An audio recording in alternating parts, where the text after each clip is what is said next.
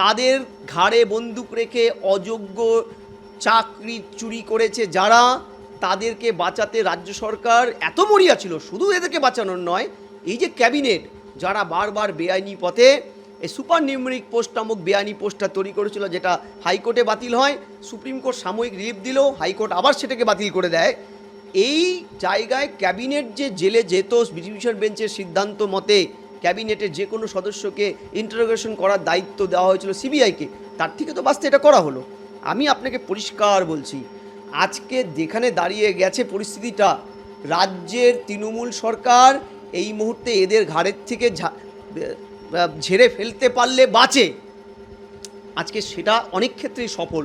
রাজ্য ঠিক সময় কিউরিটি পিটিশন দাখিল করেনি, রাজ্য এদের পক্ষে সাবাল করার তো দূরস্থ মেধা তালিকা প্রকাশ করে হাইকোর্ট সুপ্রিম কোর্টকে একাধিকবার সুযোগ পাওয়ার পরেও সেটা করেনি। ইভেন চন্দ্রচূড় যখন বলছেন this court would have to determine the modalities, এই মডালিটিসটা দেখায়নি সরকার।